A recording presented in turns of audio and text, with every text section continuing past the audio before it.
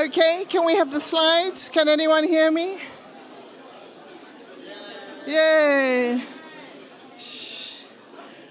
Well, for all those who managed to stay right to the end, the booby prize is you get to hear me.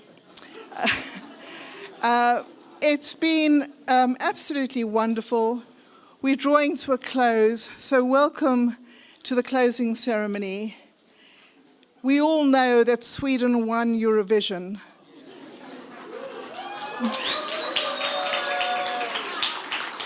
But we think that AIDSImpact won World Vision.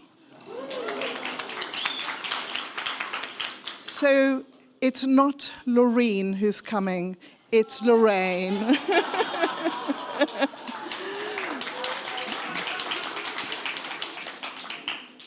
I don't dance, I don't sing, but I know that you all do, and I know there is joyful voices or noisy voices sitting in the room, and they're going to help out on this one. So here we are in Sweden. We've been locked up in this conference center for 3 days, so we've not seen anything outside. We could have been on the moon. And what do we all think of Sweden? Well, we know it's the land of the midnight sun and those amazing northern lights. The northern lights are quite a phenomenon. They're unusual, they're bright, and they're quite weird. Lena nod. It's a little bit like us. This conference has been unusual, shining bright, and a little weird. We also think of ice hotels. Now, there's a funny concept. A bunch of dudes go up into the north, cut up ice, chip it, and chisel it, and make it into something quite amazing. And then they put reindeer blankets on blocks of ice, and crazy people go and sleep and stay there. A bit like us. We take the impossible, we chip it, and we chisel it, and we get all these people come in, just walk in. I mean, why are you standing? You're very free to just walk in. I'd love you to. And we have wonderful, cold but warm at the same time. And we sleep in reindeer blankets thanks to the progress we've made in HIV and AIDS. You know, the Nobel Prize was born here. We've got a lot of prizes today. We're going to outshine them. Herring, we've eaten quite a bit. People often say, I don't really like it, but it is kind of nice. And that's a little bit like some of our findings. Some of us didn't like what we saw, but actually it's good to have evidence and an evidence base. And I'm actually thrilled to let you know that we also have Sweden as the land of ABBA. Anyone heard of ABBA? And the great surprise is we have invited ABBA to come to the closing ceremony. They declined. But that's not going to stop us, is it? So let's take an ABBA journey. This is how it all started. Lena, who's quite amazing, said, take a chance on me. Me. Thank God, there's one in the audience. So we did. And we then, us in the international group, we had a dream. I had a dream. I had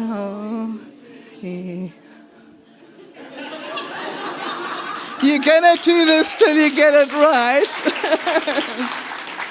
And you all have to admit that the international board are great, but the Swedish Dream Team have just been fantastic, including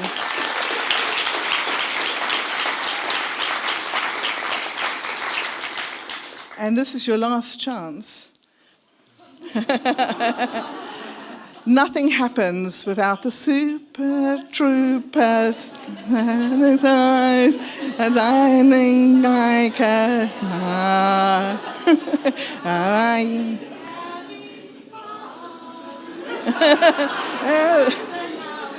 one.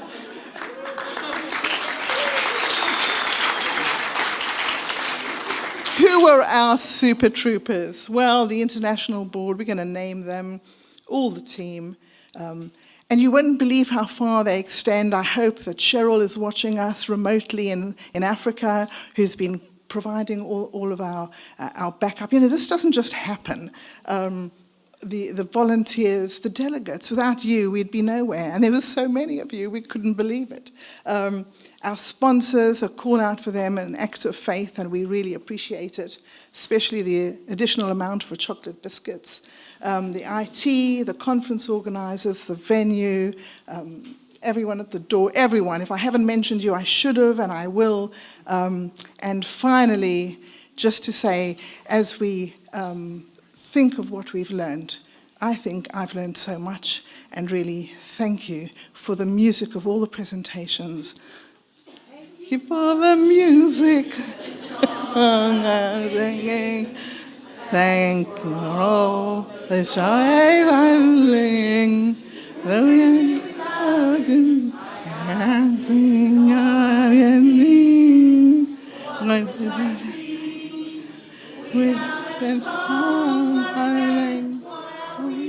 So I say thank you for the music.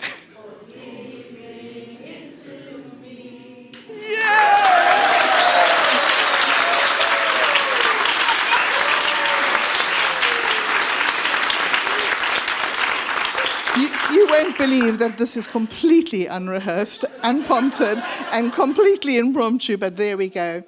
So I'm going to turn now to do some nice things. Lena, we really want to thank you. We've said it a million times, but now, come on through, everybody. Now we'd like you to just come forward, and we've been doing some cartoons, and we feel that we'd like to present you. And here it's like school prize giving, isn't it lovely? We'd like to present you, Lena, with a little memory to hang on your wall. A certificate because you were top of the class. And a magnet so that you stick with us.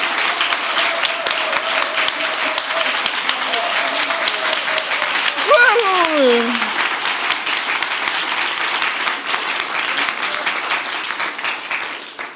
I hope the stage has got good support, because there's a lot of people going to have to come up here. I'd like to thank the local board. The co-chairs, this is Daniel. Daniel, are you with us? Yeah, well, come on up, Daniel.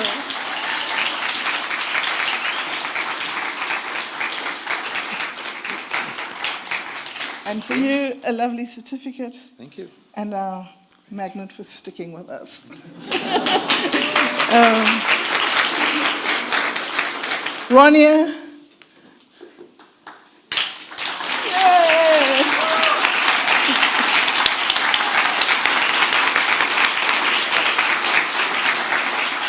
You've been amazing. There we go. Thank you. Yeah. Toys as well. We've got all sorts of things. Yucca.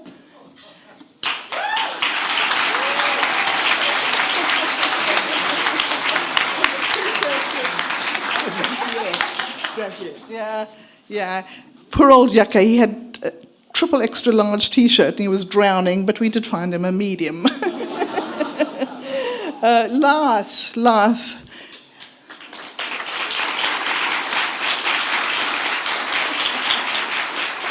Thank you very much. Wonderful. And Bo? Oh, here we are. Thank you so much. There we go. Thank you. It's like the Stockholm archipelago. There's people everywhere on little islands. Good. So you thought you'd got away with it, but nothing happens without layers and layers and layers of committee. I love it. In the early session they said, the community, we are the community. So Peppy, where are you? Petty Catalan. Yay!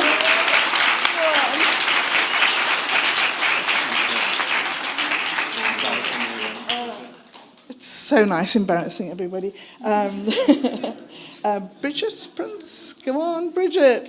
This is your moment.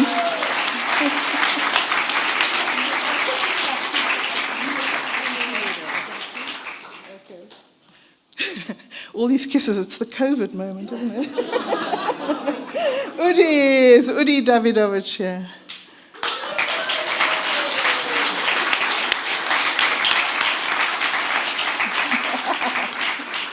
Ooh, Udi skiving, we found him out. Udi's not here, see me after class. He'll betcha. Lucy, of course, Lucy Kluber. Okay. I just want you to know, as you see Lucy Kluber, who's like, this little girl who helps us, she's the youngest female professor Oxford University has ever appointed.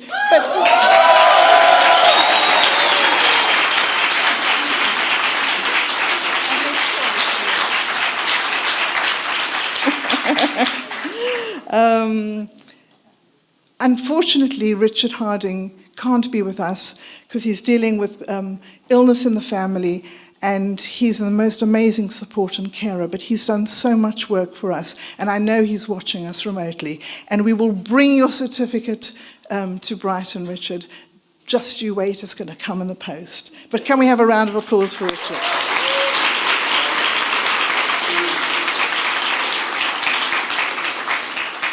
Bruno.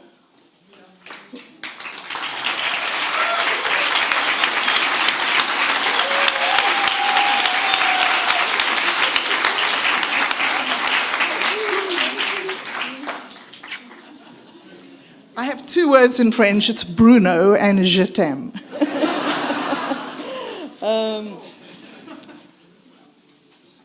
Catherine, can you bring your own prize here and, and give it to yourself? And everything that happens, there's always another layer. We heard that from that kind of big data person. Our big data is Ari, who has done everything.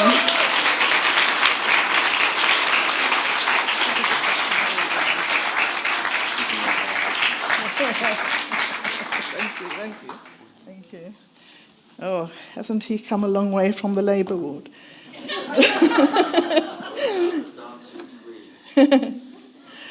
Right. I'm afraid. Sorry. Yeah, in the style of AIDS conferences, there is one interruption, which is to say the biggest thank you of all to the only person we know who can put ABBA into AIDS.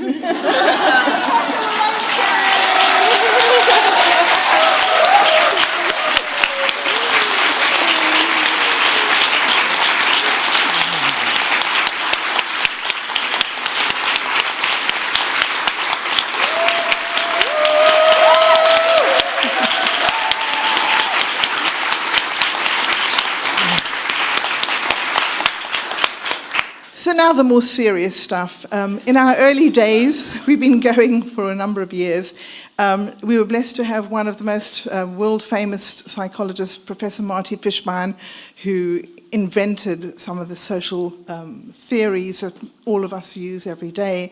And sadly, we lost Marty at an AIDS committee meeting. But in his honor, we have created the Marty Fishbein Memorial Prize. And this is really just for people who are just amazing. And it's so hard. We had lists and lists of people to consider. But it's our absolute privilege. And I'm going to put their bios up, but tell you very little because our first Marty Fishbein Prize goes to Gretchen Backman, who has single-handedly probably taken care of much of Africa and the low-income world's children through her tenacity, her quiet diplomacy, and her endeavour to never let children off the funding and the provision menu. Gretchen.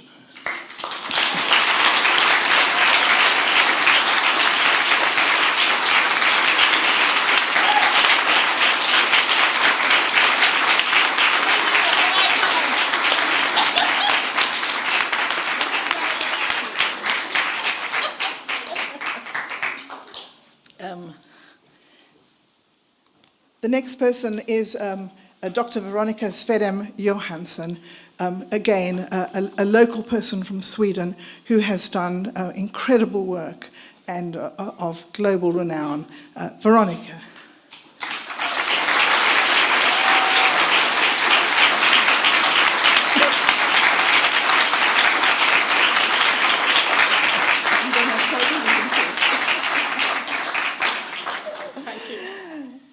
It's a real pleasure.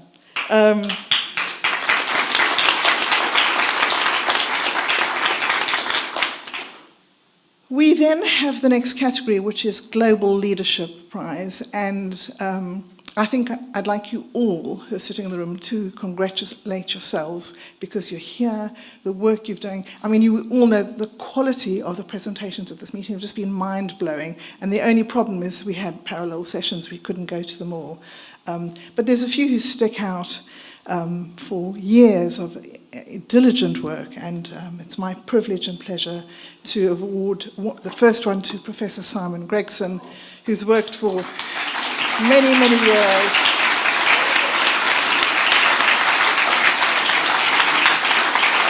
And one of the, thank you.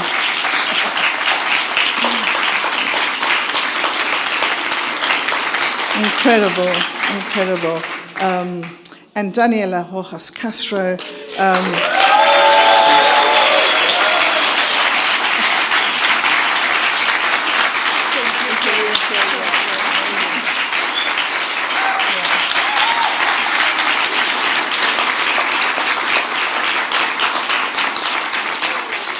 And the achievements of these leaders are to have long-term cohort data, to bring together community research from across, to just get the motor going, and wonderful. And we're very happy to have lots more contenders at next time. And absolutely, our star shining tomorrow's Nats Sayi Chimbindi from the Africa Centre.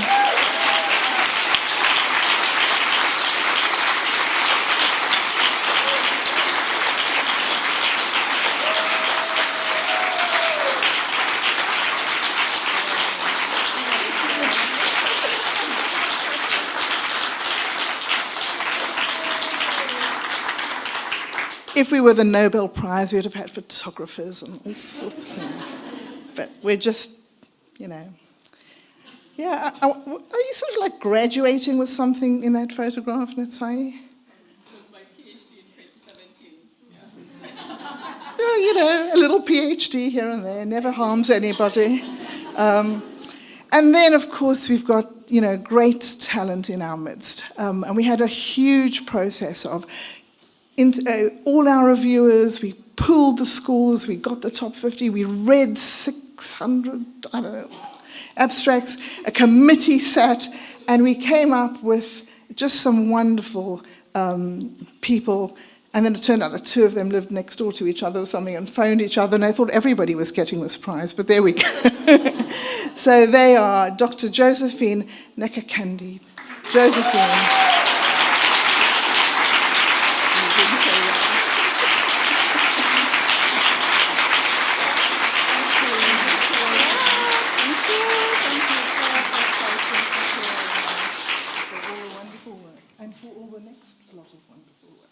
Amen. Thank you.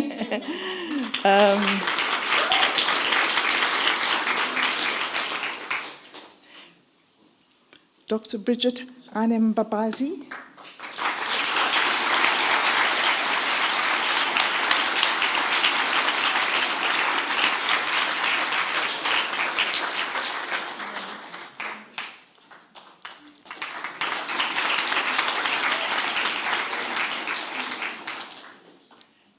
Dr. Esther Kipp.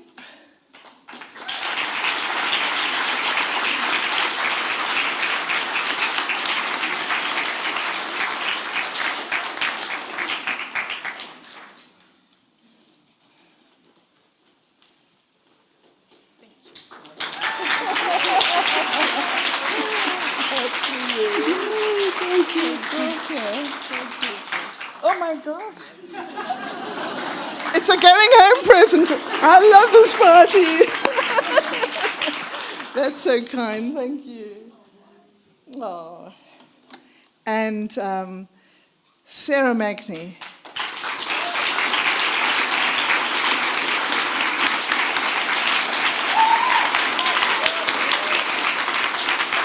Well done, Sarah. Thank you so much. Well done.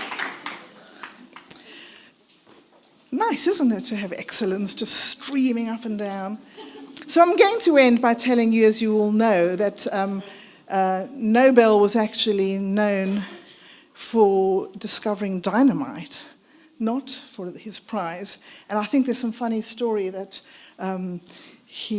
maybe they thought he had died. This is a story I have. And there was and they wrote an obituary, but it was actually his brother who died. And he read the obituary and he said, "Oh my gosh, is that what I'm going to be remembered for?" So he changed it and made the Nobel Prize. And his words were, "One can state without exaggeration that the observation of and the search for similarities and differences are the basis of all human knowledge." And I think that's really what we've done today. So we've shown dynamite as well as prizes. And I suppose from the brilliant mental heights down to the Eurovision bottom, did you know that Lorena sang a song called Tattoo? Hands up if you've got a tattoo. Okay? Well, you know, what we learn about everyone. And some of the words about tattoo is, "It's time to say goodbye until," I don't even know the tune, it was not that catchy after all. Until, and nor does Angelina, "until we meet again, because this is not the end, and all I care about is you. You stuck on me like a tattoo." Quite good words, isn't it? Okay.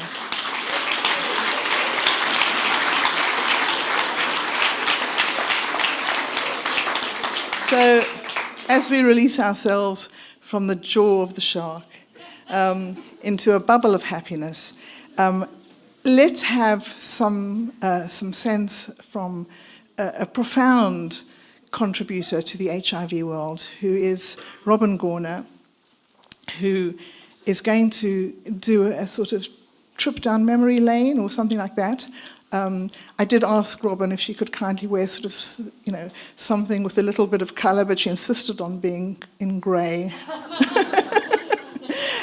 So some final words from Robin Gorner, and it would take us so long to tell you all the achievements of Robin that what would happen is you'd all miss your plane. But let's hear her words.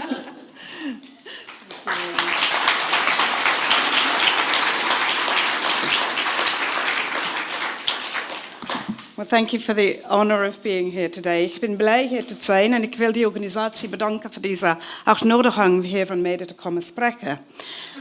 And in case you think I'm in the wrong place, and I certainly have the wrong accent, apologies to the Dutch in the room. I said those words in 1991 when I was part of the opening ceremony of the first Biopsychosocial Aspect of AIDS conference. And the opportunity that was given to me by Lorraine and the organisers was to spend some time with you looking back at our histories in order to move forward.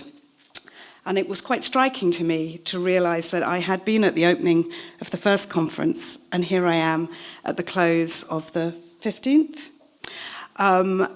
So it wasn't that I thought I'd gone to the wrong place. And I just, I just wanted to say a few things about that history. And my history goes a little bit further back than that, indeed, to 1986, when I first got involved, 5 years into the first pandemic of my lifetime. And I wanted to share with you just some brief reflections. As I worked on this, I realised I needed to write a book, so that's a kick in the pants, because I did start trying to do that a few years back, so hey, it's a bit of a wake-up call. It reminded me that in 1991, There was much that we already knew, but actually the global response was still very young. It was 5 years after I joined the Terence Higgins Trust, which some of you will know is the UK's leading AIDS charity. And I joined them as a volunteer whilst I was at university. I'd like to say I was at kindergarten, but that's not true. And they had sent me to the European Commission. So in 1991, the reason I was trying to learn some Dutch was that I was representing the European Commissioner's European Commissioner Papandreou from DG5, because THD had realised that with the unification of Europe, HIV would be an issue. But the European Commission didn't have any people, but they said to THD, we've got money. And THD went, great, we'll have your money, we've got people, we'll send you the one who speaks French. Clearly not Dutch.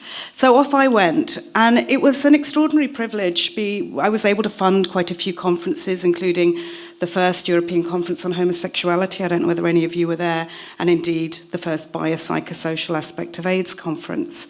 Fortunately, over the last few years, there's been some great changes, including that they realised that AIDSImpact was a better way to say psychosocial aspects of AIDS.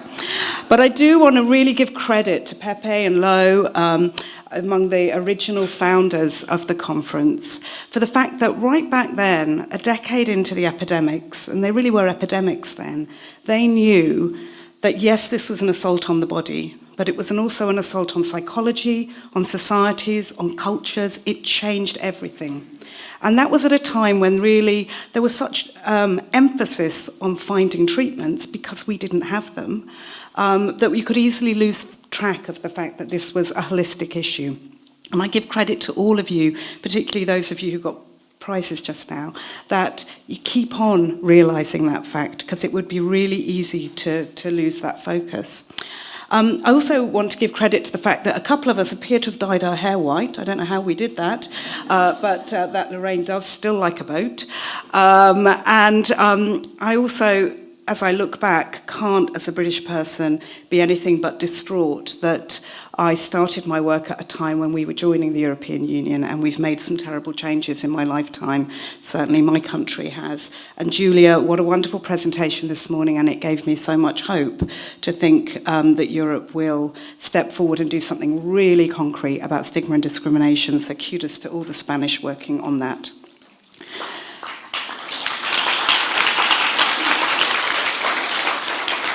As I said, I could write a book about this. I just pulled out a few themes as I looked through my clutter, otherwise known as my archive, and some photos. And these were some of the themes that I thought about in terms of what we've done so well in the past and what we need to hold on to as we move forward.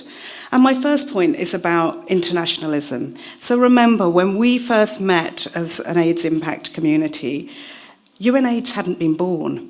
It was only born in 94, and AIDSImpact started in 91. The International AIDS Society was just 3 years old, and it was 1 decade after that first report in MMR of a few gay men in the western east coasts of America having been diagnosed with HIV.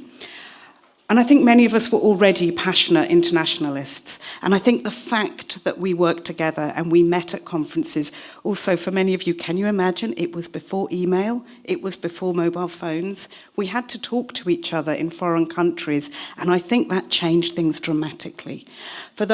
In my work at the European Commission, one of the things I was really fortunate to do, and I only stayed there a year, was to fund incredible networks. Eurocaso, the European AIDS Treatment Group, of which I was one of the founding directors, and I'm so thrilled to see the energy in the EATG and the way we've been hearing about community-based research and meaningful engagement and co-production. It's that energy has really grown across Europe. We also created the HIV and Migration Network, and it was run by Richard Rector. Richard was one of the first people diagnosed with HIV in San Francisco, and he went to work with the International Red Cross Red Crescent, met a woman called Mary Howe-Knipe who worked in the UN, and he understood really quickly that HIV had to be international. And I just wanted to remember Richard, but I also, as I thought about what we did internationally early on. I also found this photograph of his funeral, and I'm walking behind Noreen Kaliba, whom some of you will know is the remarkable founder of Tasso in Uganda, and there's Kalle Almedal, whom we lost a few years ago, from Norway. And you know, early on we were really, really connected as communities, and I think it's so important that we hold on to the fact that the local is global and the global is local. I also found this little one in my archives, and I'm sure many of you noted that 2 days ago it was the 40th anniversary of the Denver Principles. The Denver Principles that led to the agreement in London in the 1980s for the global, for GIPA, the greater involvement of people with AIDS, which transformed to the meaningful involvement of people with AIDS. And in the UK, we had this phenomenal group of people living with HIV, frontliners, that didn't continue beyond the treatment era. But that was really where I did my growing up.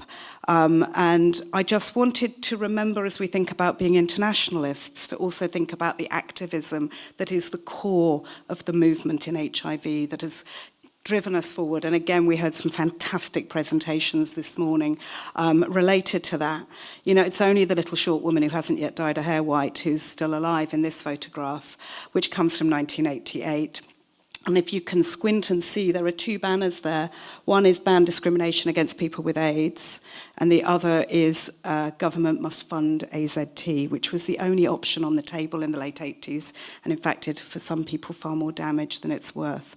And I really just want to honour John and Patrick and the other John and Nick and the others in the photograph. But I could keep on, and I'm not going to do a litany of names, because looking through my clutter, I found over 60 of these funeral cards just from 88 and 89.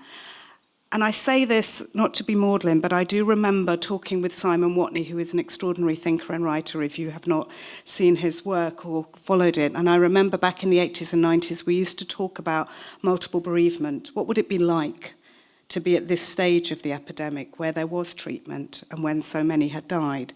We didn't quite predict how it would affect us. I'm not sure we know how it's affected us. We used to reflect on Hannah Arendt's writing and the writing of others who'd experienced catastrophes and horrors and multiple loss of that kind. But I just wanted to make sure we remember that we stand on the shoulder of millions, thousands of bright and brilliant men and women and people of all genders who didn't survive the treatment miracles that we saw. In America, there were often really phenomenal responses, as we would all know, particularly from the ACT UP movement. And this is a great photographer, David von Rovisch, who didn't survive his AIDS diagnosis. And there were many men in ACT UP who had their funerals as political funerals, including scattering ashes on the grounds of the White House. And of course, we then had 1996 and the Lazarus effect, and I'm sure many of you have seen this extraordinary photograph of the woman from Haiti, and this is her in all three images from Paul Farmer's work in that country. And the global is local. And the transfer of knowledge and passion and engagement across the world is so incredibly important. In 1998, just after we'd had the remarkable news of heart in the Vancouver conference, I co-chaired a conference called Bridging the Gap in Geneva, and the year after it was the conference in Durban. And Bridging the Gap often I remember because it was so depressing. We couldn't get a single pharmaceutical company to come and talk about access to treatment. People would say we had one world with hope and the other with no hope, and that was the majority world. And look how things have changed. And as we look forward, we must hold on, I believe, to that energy and that passion and that rage that inspired our activism about no treatments, not good enough treatments, and treatments not reaching the right people. Thanks, Pepe. So, internationalism and activism, what else can we hold on to from the past? Human rights, and human rights is women's rights. Certainly, that's where one of my big passions is. Again, here we go through my clutter. I found this from World AIDS News. I had worked on the 1992 conference, a conference that happened in Amsterdam. And it happened in Amsterdam because it was supposed to happen in Harvard. Remember that photo of frontliners? We were out there protesting because the US was discriminating against all people with HIV and refusing entry to their country. And so Jonathan Mann, the remarkable visionary leader of the Global Programme on AIDS, which was the precursor to UNAIDS, stormed out. Well, it's not quite as simple as that, but anyway, he set up the Health and Human Rights Centre at the François-Xavier Banyue Centre at Harvard University, and he said, we're not going to have this conference on American soil, we'll take it to Amsterdam. And human rights and HIV and health have always been entwined. I think we've also seen that come back into public conversation with the COVID conversations. But I just wanted to remind us all that we've had this conversation for many a decade, and we must never lose sight of it. In one of my current roles, I review all of the funding requests that come to the Global Fund to fight AIDS, TB and malaria. And one of the things we find about all of them is the two main barriers to progress, in my opinion, are poor systems and a lack of respect for rights and equality. So this is what we have to get right. Obviously, many of us are talking about the anti-homosexuality bill in Uganda right now, and it is shocking and it is awful. And it also exists in many other countries, and we know that the energy that led to that bill passing through Parliament is present in a number of other countries, whether it's Kenya, Tanzania, Niger, or indeed a bill that's recently passed in Indonesia that may well have very similar effects. So let's redouble our efforts on human rights. And this was kind of a little bit just sort of for the sake of it, because I found these pictures of Prudence Mabele back in 1998, I think, 95, with her health minister, Nkosazana Dlamini Zuma. And one of the things I loved about Prudence was that in her energy as a woman living with HIV, she never lost sight of the fact that the broader women's rights struggle was always fundamental in all of the conversations. So there she is, protesting about broader attacks on women's rights. And there's just a random kind of gratuitous proof copy of my book. And then this is something that reminded me of when I last came to Sweden, was soon after that man in America had signed the global gag rule and tightened it and prevented women all over the world from getting access to abortion. And there's an image there by Barbara Kruger, one of the great artists of America. And actually, I couldn't find it, but there's a brilliant photograph of the Swedish cabinet at that time, who I'm sure I don't need to tell the Swedes in this room had a feminist foreign policy, and stood up and with a number of others said, no, he doesn't decide, she decides. And we very deliberately stole Barbara Kruger's art in leading a movement of women's activists. And I just wanted to put this up there to say that I do believe that the attacks that we're seeing on LGBTQI plus communities are the same as the attacks on women's bodies, and we really need some great allyship.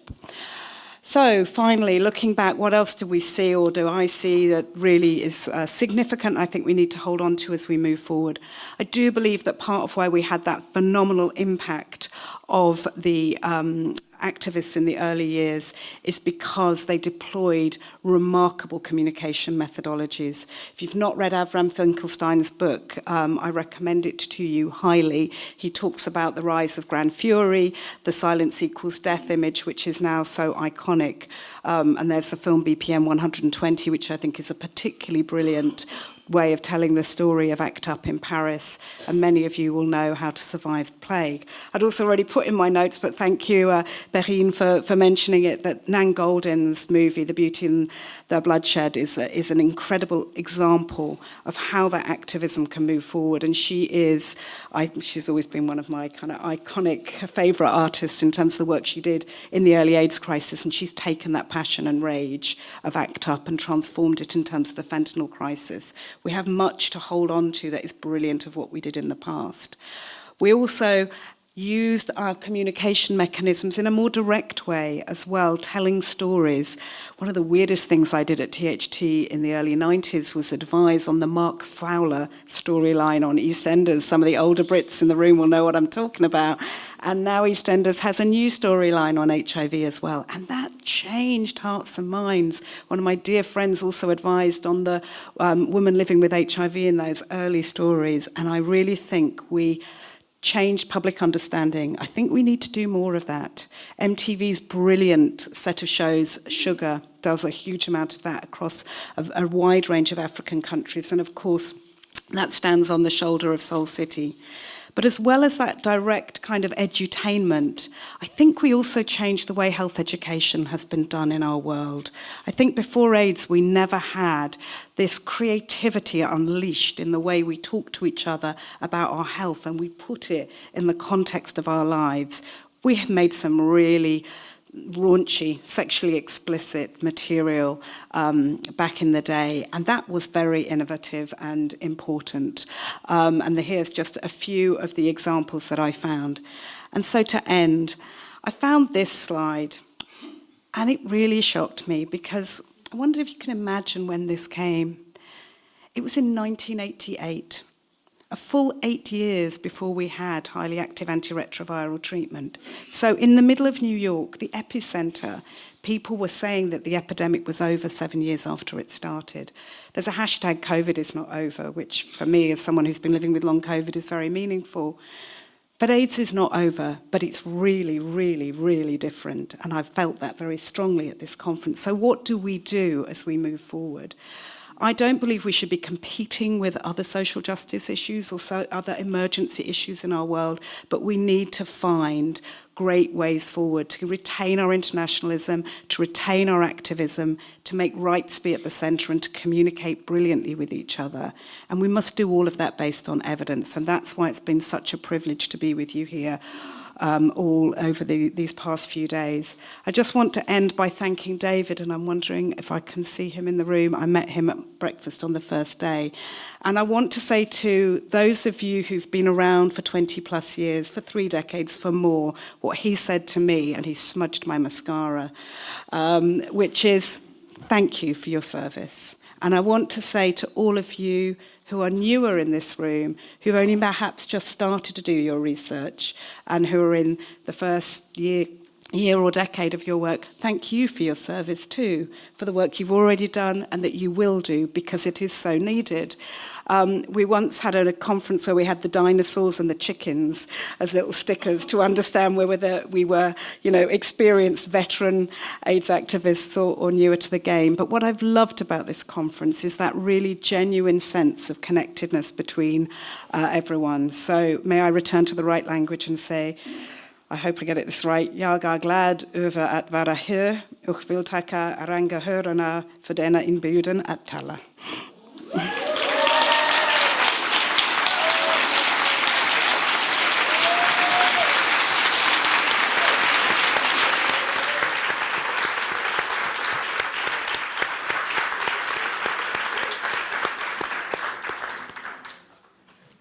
We're not going to need aeroplanes to fly home. We'll just go on the energy.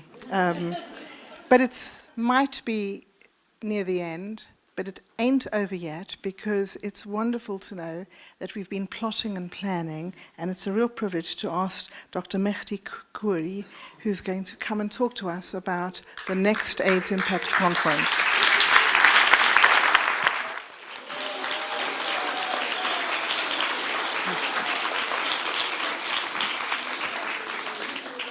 Thank you very much, Lorraine, and not Laureen.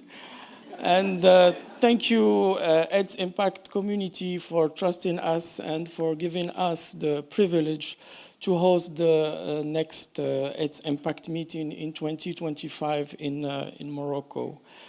So I know that everyone can't wait to go out and enjoy the rest of this sunny and lengthy summer days that we're having today. So I'll be very quick. I thought that I might start first, maybe with just an overview about what it looks like for the HIV landscape in Morocco. So that you know where you're going to. We're having a very low prevalence, but when we go to the key populations, it can be quite high as prevalences.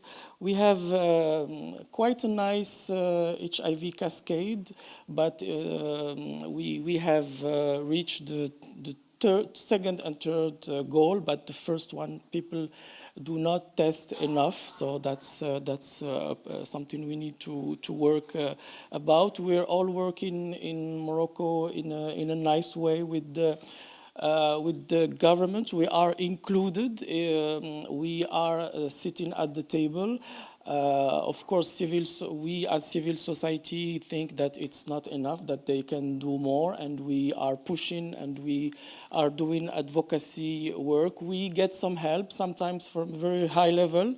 Like, for instance, once we had the king visiting an infectious diseases ward and handshaking with the person living with HIV. That helped us a lot. So we're building on that.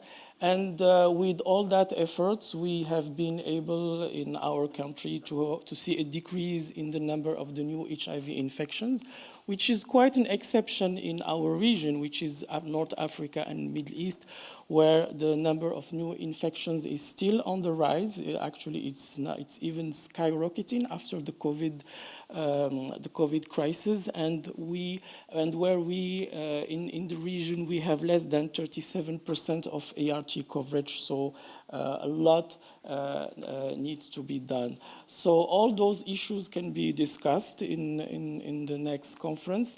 The conference will be organized by my organization, AIDSImpact, which stands for Association de lutte contre le sida, which is a founding member of Coalition Plus, which has more than 35 years of existence, working on HIV, on services, prevention, support, human rights advocacy. We do a lot of human rights advocacy and research.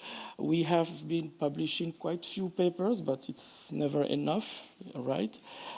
We are also service providers. We do HIV testing. We have mobile testing. We are offering PrEP in a community, in our community sexual health clinics. And we also had our share in organizing conferences. So we are very thrilled and excited to organize the next conference. I just wanted to add that Morocco is in the crossroads. You can easily get to Morocco from everywhere, from Europe. It's only 1 hour. It's only 1 hour flight from the closest cities of Spain and Portugal. So it's very easy to get to Morocco from everywhere. So you're the most welcome. And coming to experiencing this conference and experiencing Morocco, I thought that this picture sums it all, because it's a nice mix of the old. We can see the walls of the capital, the city of Rabat, the walls that dated back to the 12th century, but also it's also the modern. We're building the tower, what we thought would be the highest tower in Africa, but we've been beaten by the Egyptians, who built even higher tower. But still, it's modern and it's there. So you will be the most welcome in Morocco in 2025, and I hope that I can see you there. Thank you very much. Thank you.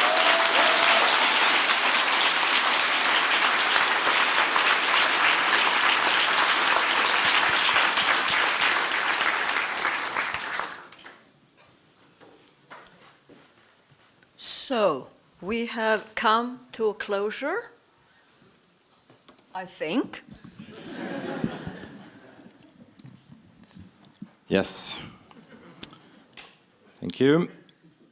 To end stigma and discrimination against people living with HIV, to stop epidemic, to end AIDS, community leadership is crucial. People living with HIV must be included in every step, from research to prevention to campaigns. As a person living with HIV myself, and as the operations manager of Posithiva Gruppen, an organization for people living with HIV, it therefore feels great to have been the local organizer of this conference.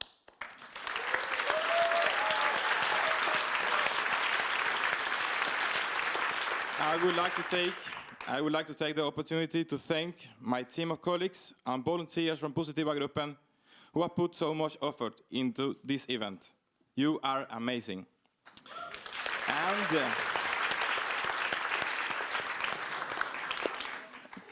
And last but not least, I would like to thank Lena Nilsson Schönesson.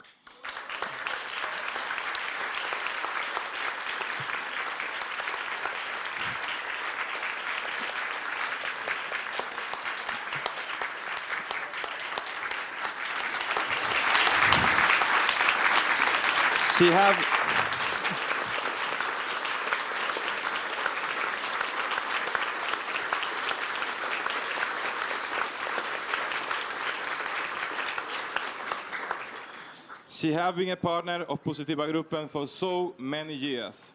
Without her, this conference would not have happened. Lena, you have spent countless of unpaid hours on planning this conference, and on behalf of both the local and the international board, I want to offer my sincerest gratitude to your work and commitment to AIDSImpact 2023. Thank you.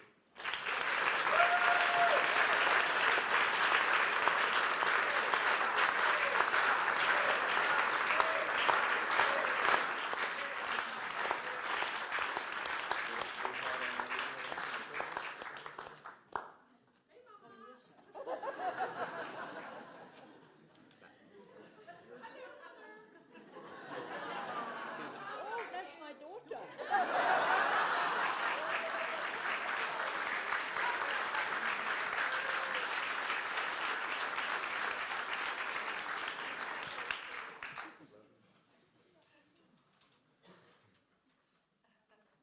Well, that was a surprise. Well, I must say that I'm deeply moved and I feel extremely honored. And I have been working within the HIV field since the early 1980s. And now being retired and coming closer to the 80s myself, you know, it's wonderful. I find this AIDSImpact conference here in Stockholm being the peak of my career. So, as I started once saying on Monday, that my dream was to bring AIDSImpact conference to Stockholm. And so it happened. And now it's time to say farewell or auf Wiedersehen. And on behalf of the Swedish local board and the AIDSImpact International Board, I want to express our deepest gratitude to all of you, the plenary speakers, chairs, and sponsors, and all your contribution to this conference. You have all shown the multifaceted elements of HIV. And at the end of the day, the basis of HIV is the human rights issues, and in particular, of being I am who I am.